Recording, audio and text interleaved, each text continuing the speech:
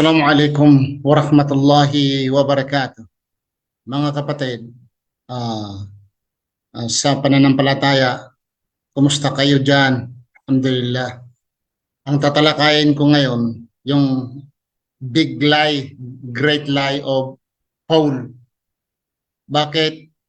Yung sinabi niya sa 2 Timothy chapter 3:16, na sinasabi niya, all scripture is given by inspiration of God and is profitable for doctrine, for reproof, for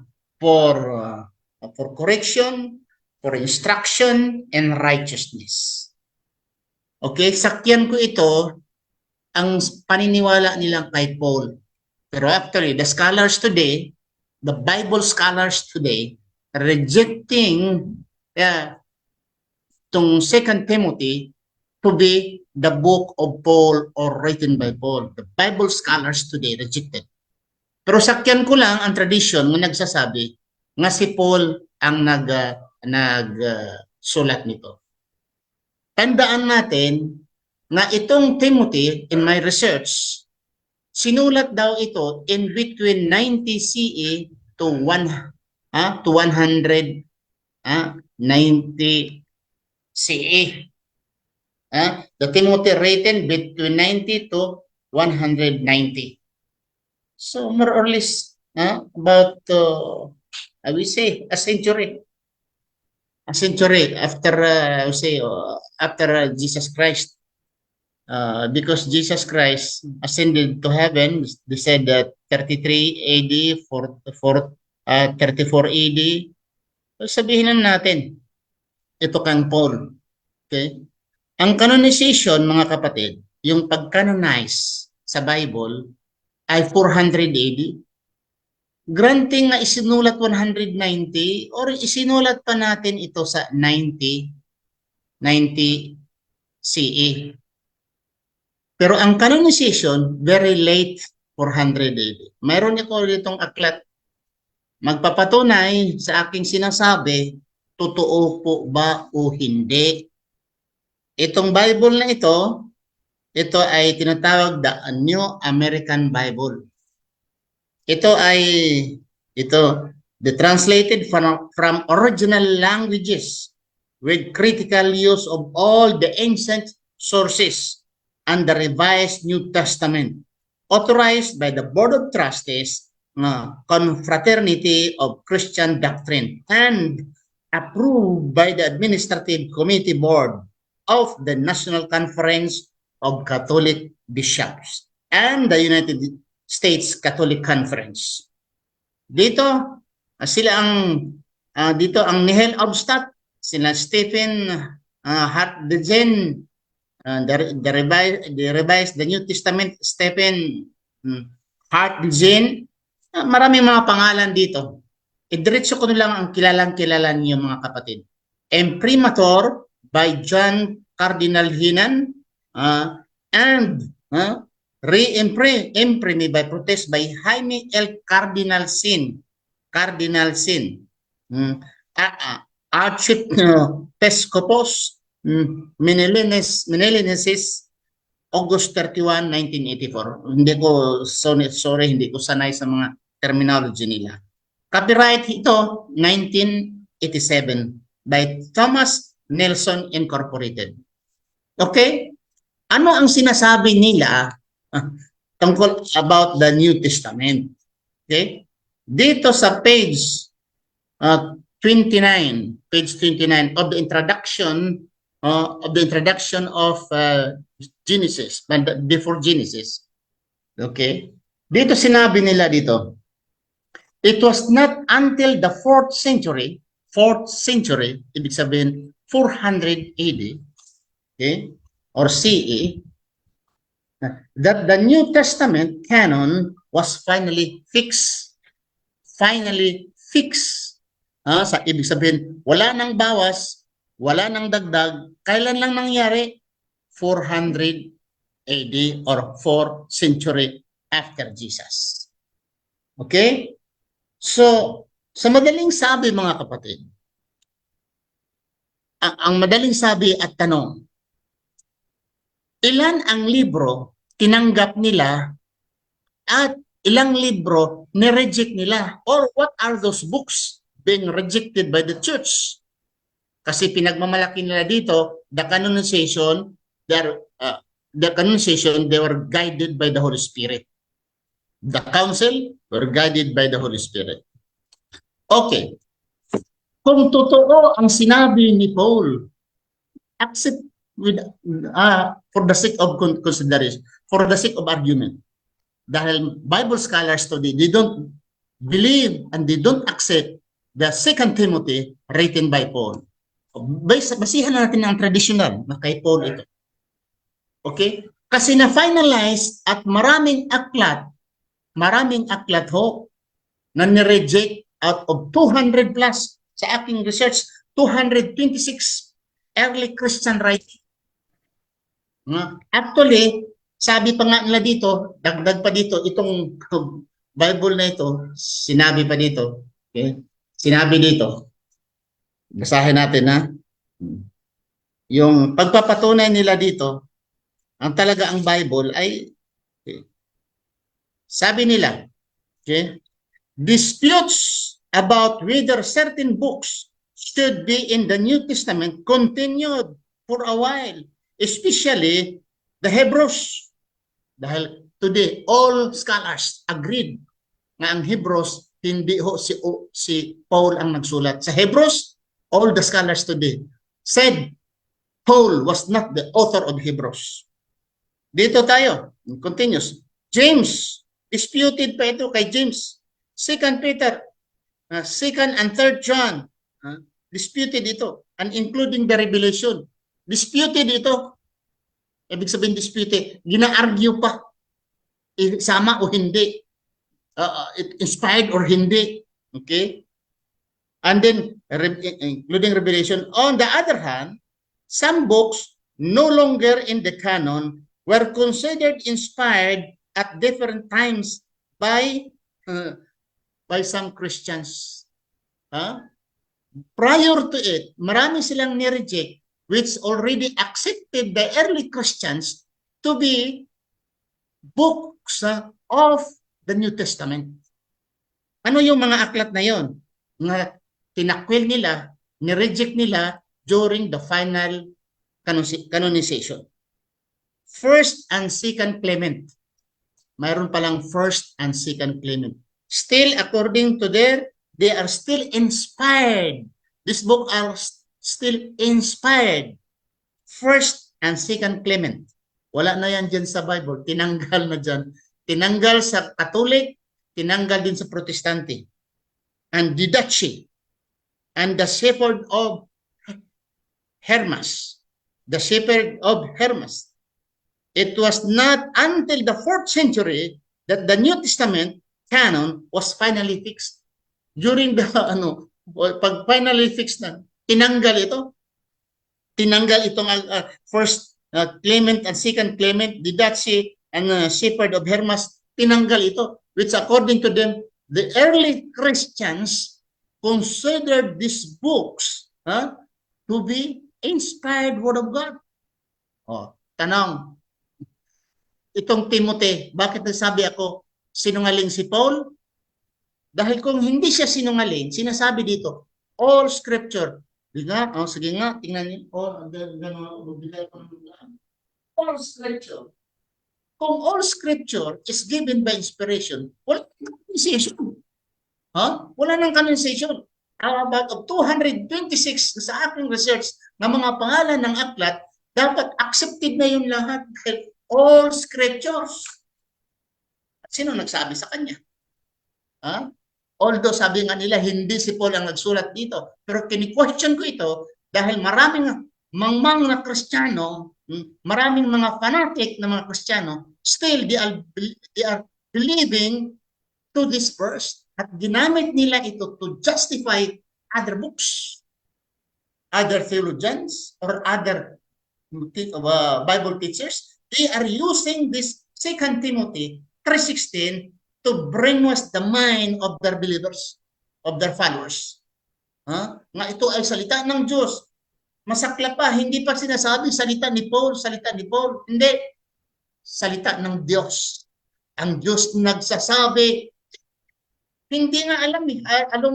According to the scholars, hindi nga na alam sino nagsulat yan eh. Ha? Okay. Dito tayo. Ano ba ang mga aklat na nireject? Dito. Passion narrative. Nawala. Hindi nakarga. Lost saying gospel. Ano pa? Trimorphic. Protinoia. Okay? Gospel of Perfection. Gina Marias. Ang dami nito mga kapatid. Clement of Alexander. Maximus of Jerusalem. Gospel of Philip. Oh, ang dami nito kung ano. Ang dami. How many pages dito? About 7 pages. Ngayon, mayroong mga aklat ngayon mga kapatid na wala sa protestante. Itong Tobit, Judith, Esther, Wisdom of Solomon, itong Baruch, Maccabees, First Maccabees, Second Maccabees, yan nandoon yan sa Catholic. Pero wala yan sa Protestant Bible nga mayroong 66. Okay. Ang question na yun, present question, and the present Bible. Sino ang tama sa inyo? The Bible owned by Catholic, 73 books, and before it was 72, now 73 books. Or the 66 books owned by the Protestant, or the 81 books of the Bible used by the Ethiopian, by the Ethiopian Christians. They have 80 plus. Saan ang tunay at tamang salita ng Diyos? Nasabi ko sinungaling si Paul, bakit? Dahil itong aklat niya mga kapatid, during his time, wala pa ito. Wala pa ito. It's late na. Itong New Testament, late na ito. Sa kapanahonan niya, hindi pa intact. Hindi pa na-intact ang Bible into one book. Ngayon na-intact na. Genesis to Revelation, intact na. Pero sa kapanahonan ni Paul, buhay pa siya, sabihin natin, mga 200 maximum, 200 AD, buhay pa siya. Tanong, intact na ba ang Bible? Yes, the Old Testament, intact na. Yung Bible ng mga Jewish people. Yung Tanakh, intact na yon. Translated na yon into Greek, may tinatawag na Septuagint. Tapos na yun. Even before the birth of Jesus Christ, intact na yun. Well, sa kapanahonan, I'm talking yung book of the Christians, yung New Testament. Wala pa po. In my research, mabasa ito. Tingnan niyo mga kapatid, kung sinong hihingi nito, nga link ibigay ko sa inyo. Mabasa itong research ko sa earlychristianwritings.com. Doon ito mababasa. The names at taon, kailan ito nag-exist, mga aklat na ito. So, kumusta ka, Paul? Brother Paul? Sinabi mo, kung sinabi, ikaw ang nagsabi na all scripture, magtanong ako sa inyo. If all scripture, bakit nga mayroong dagdag, mayroong bawas? Marcos, example. Ang Marcos lang. Sana yung research ko. Dito maraming itong Biblia na ito sa Catholic. Sinabi nila ang Marcos unknown, Matthew unknown, ang Lucas unknown, ang John unknown, sabi nila dito. And there are inconsistencies in the book of John. And there are insertion in the book of John. And also insertion in the book of Mark. According dito. Ito ay premature. Ito also kay Cardinal Sin. Ito. At dami dito mga bishop, cardinals, at mga scholars of the Bible nagpapatunay nito. So mga kapatid, ayusin lang ninyo dahil lahat kayo ng mga Christian ngayon na preacher, talagang kahit ni-reject na ito sa mga scholars today, still talagang kinakagat nila, ginagamit nila itong weapon to justify na ang nandoon sa loob ng Biblia is inspired. Inspired. Kung inspired, what? No insertion, no addition, no omission. Di po ba? O saan ngayon? Kung all scripture, bakit may mga 200, about 200 books rejected by the church? Bago itong nagporma itong Biblia finally fixed canon sa taong 400 AD, 4th century AD. So ito lang po, inshallah, titingnan ko muna kung mga brother natin dito na nanonood, inshallah.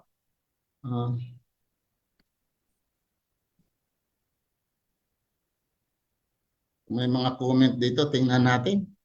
Okay? Samson, magigising ka na. Bukhari, Khalifa, Latif. Okay. Okay, Ibrahim Quinto, assalamualaikum. Waalaikumsalam. Shout out sa inyo ha. Bukhari, Khalifa. Sino pa? Shout out sa inyo ha. So ito lang ho, aking masasabi. At least yung kadibati ko, Sabado, at least meron na siyang idea. Ito lang gagamitin ko. Isa ito sa mga gagamitin ko pag papatunay ng Biblia, hindi salita ng Diyos. Inshallah, magigising ang ating mga kapatid nga naniniwala ka nga ang Biblia talaga ay salita ng Diyos. Ay, mashallah, brother Padiris siya sa Malaysia. Galing sa Malaysia, alhamdulillah.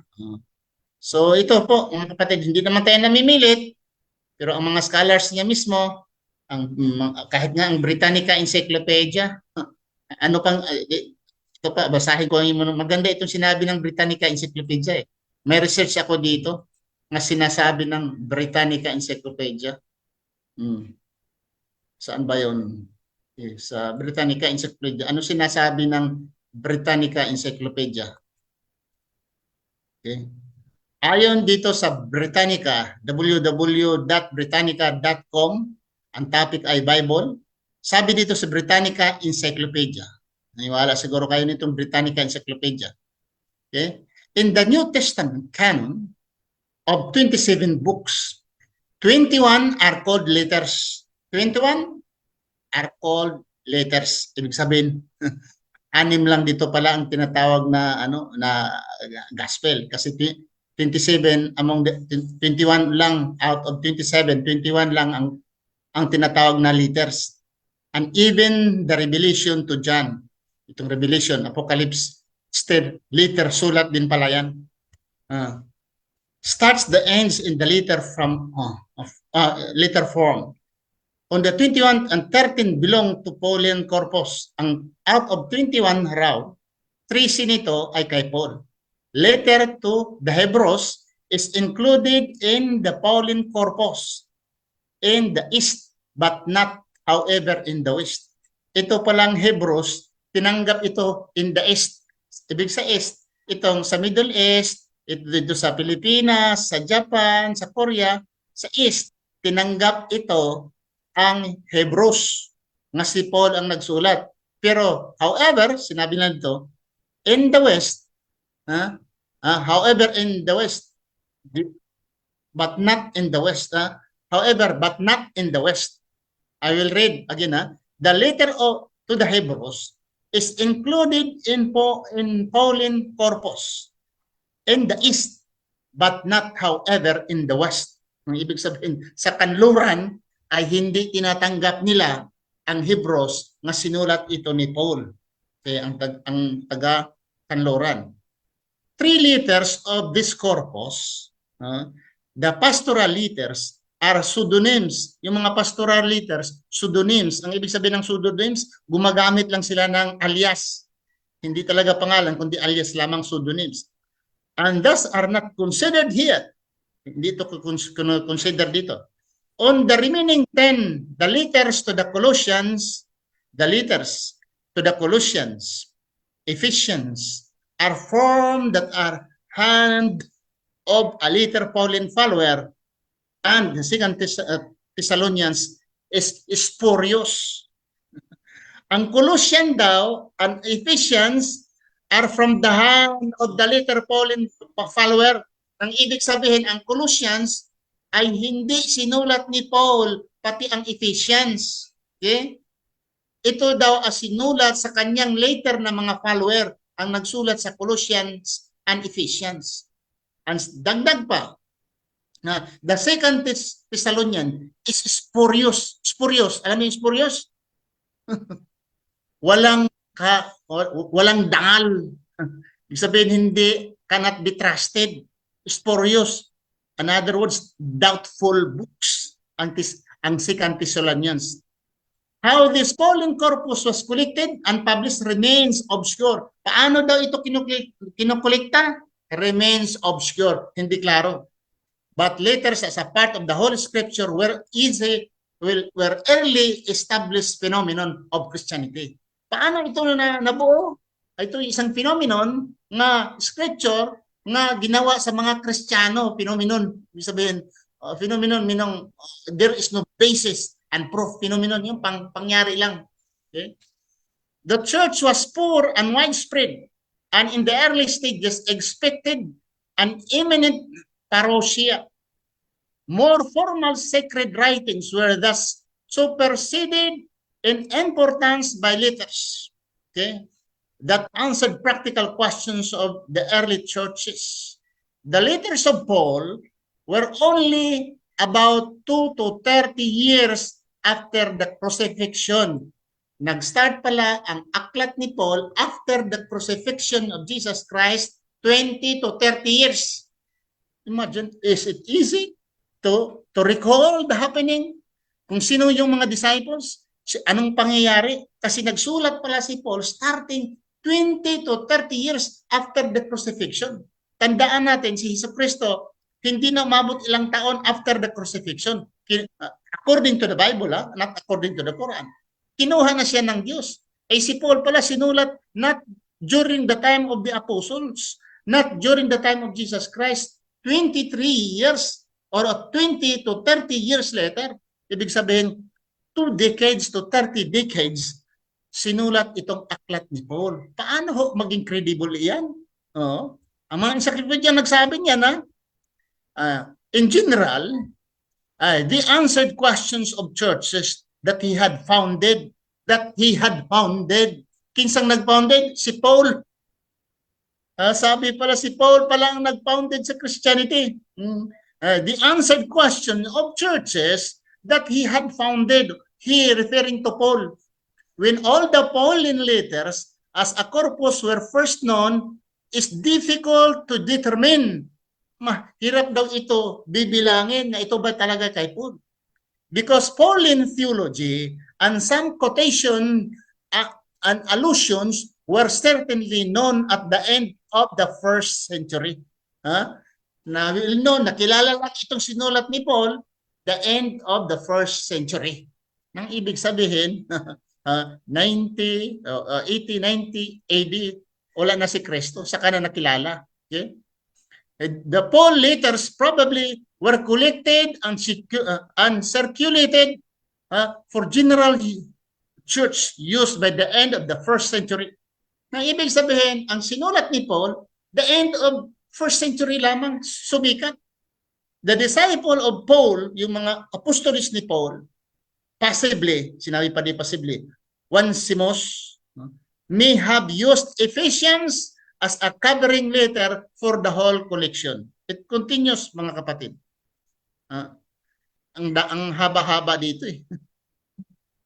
Ang tandaan lang natin, ang Britannica Encyclopedia nagsasabi na ang 2 Corinthians is spurious. Spurious pala.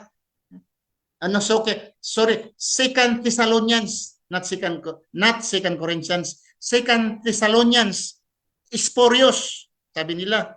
And the letter to Colossians and letter to Ephesians are from the hand of a later Pauline follower. Hindi pala si Paul ang nagsulat sa Colossians at Ephesians, kundi ang nagsulat pa dyan, pala yan, yung mga followers ni Jesus. Mayroon pa dito yung pinagkuhan nilang ang mga nagsulat ay si Paul ang nagsulat. Dami dito mga kapatid. Na ito, disputed books of Paul. Saan mabasa ito? Mabasa ito sa Wikipedia. Ito naman, another source. Sinabi dito, disputed books of Paul.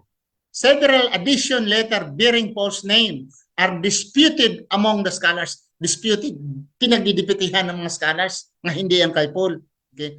Ephesians, Colossians, 2 Thessalonians, 1 and 2 Timothy, and Titus. Pinagdidibitahan ito na hindi yan kay Paul. Scholarly opinion is sharply divided on whether or not Colossians and 2 Thessalonians are genuine letters of Paul. The remaining 4 contested epistles. Ang ibig sabihin, mga mismong mga scholars of the Bible, they disputed. The epistle, sinabi pa dito, the epistle to Hebrew is actually anonymous. Lahat nagsasabi, anonymous. Lahat ng mga scholar nagsabi na ang Hebrews hindi talaga kilala ang nagsulat. Now ngayon, pinagtsatsagaan ninyo, yung pag pinanindigan ninyo talaga ng word of God. Ito ay inspired by God. In fact, mga scholars nagsabi na nga hindi ito kay Paul, mga followers ni Paul ang nagsulat, even the 2 Timothy. At itong ginagamit ninyong sandata para to justify the rest of the books in the Bible, 2 Timothy 3, itong 3:16, all scripture given by inspiration of God and is profitable for doctrine, for reproof and correction, for instruction in righteousness. Ito pala ay hindi kay Paul. Ito pala ay hindi nila alam kung sino ang nagsulat. At sinulat ito, anong taon? In between 90 to 190 AD, about century. So maraming salamat po mga kapatid. At si Samson Rosen, ano pa dyan? Shout out muna ako dito. Si Abu Ibrahim Quinto, Waalaikumsalam warahmatullahi wabarakatuh. Buhari Khalifa Latif, Samson Rosen, magigising ka na dito. Padiris Padiris, Assalamualaikum warahmatullahi wabarakatuh. From Kuta Kinabalo, shout out sa iyo kapatid. Kay Samson Rosen, Bukhari Khalifa Latif, malabo ang patis, labo. Sinabi niyang hindi salita ng Diyos kasi hindi siya naniwala. Hindi naman ako nagsalita ng ito ay salita ng Diyos eh. Mga scholars eh. Pati si Pablo Panyo eh Diyos. Yung mga unknown, ito ba din ng mga followers ni Paul, Diyos ninyo? Itong mga unknown books, Diyos ninyo? Dito, babasahin ko ulit itong mga, mayroon ako ditong findings. Ano ba yung books ko man? Dito, sabi dito, itong mga unknown books, anonymous books. May research ako dito, the anonymous book. Diyos ang nagsulat nito. Saan mabasa? The Facts from Collins Revised Standard Version 1971. Page 12 to 17. This is from Collins Revised Standard Version. Anong sinasabi nila dito? First Chronicles, unknown. Ang authorship. Ang author daw, unknown. Second Chronicles, author, likely collected and edited by Ezra. Okay? Ezra, the book of Ezra, author, probably, baka, written, edited by Ezra. Esther, the book of Esther, unknown, author, unknown. Job, the book of Job, author, unknown. Psalms, author, principally David, though there are other writers. Okay? Ecclesiastes, author, doubtful, but commonly assigned to Solomon. Doubtful. Ano pa? Jonah, the book of Jonah in the Bible, unknown. Habakkuk, author, nothing known. Habakkuk. Okay? Ano pa? Mga unknown dito. Ano? Judges, possibly Samuel. Siguro si Samuel sa Judges. Yung kalayaan dito, nag-salvation niya dito, depend on these books. Pero authorship, unknown, baka, siguro, tingali, sa Bisaya pa. Wrote, the book of Ruth, author, not definitely known. Perhaps, Samuel. First Samuel, author, unknown. First Samuel, author unknown. Second Samuel, author unknown. First Kings, author unknown. Second Kings, author unknown. Yung unknown dito sa akin nagmula. Ha? Saan nagmula? Collins Revised Standard Version of 1971, pages 12 to 17. Klaro, mga kapatid? Sabihin naman sa inyo, hindi ako naniniwala na kamangmangan yan. Talaga. Aywan ko, ito mga fanatic, mga tao nga hindi nag-research, talagang kontento nilang silang nalalaman, ay hindi sila talaga makatanggap nito. Okay? Dito, Juan de Sultan, di ba nila naisip na Bible ang binabasa mo? Tapos sasabihin nila, hindi mo naintindihan? Oh, sinong sabi nga hindi ko naintindihan? Harap nga tayo. Sagutin nga ninyo yung canonization. Bakit kinanonize? Ilan ang nakanonize? Ilan ang na-reject? Sino sila ang nagkanonize? Sagutin nga ninyo.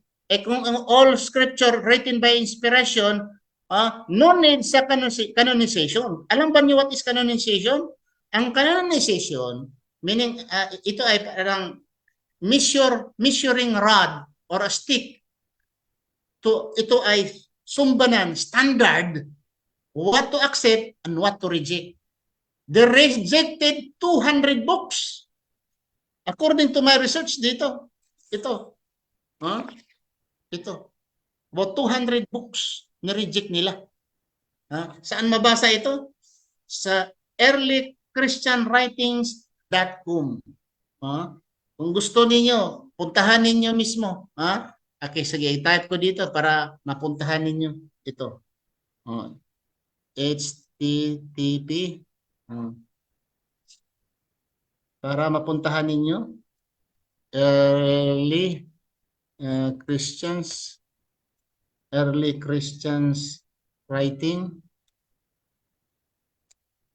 writings.com. Puntahan niyo yan. Early Christian, walang is pala. Walang is. Early Christian writing, one word lang yan. Christian.com. Puntahan ninyo yan. Para malaman ninyo, kapatid, ilan ang aklat na tinanggap at ni-reject, okay, prior to the canonization, which was finally fixed 400 AD, according dito sa aking hinawakan na ebidensya. Prueba. So maraming salamat po. I-share, mga kapatid. Subhanakallah Allahumma bihamdika asyhadu an la ilaha illa anta astaghfiruka wa atubu ilaik. Assalamu alaikum warahmatullahi wabarakatuh.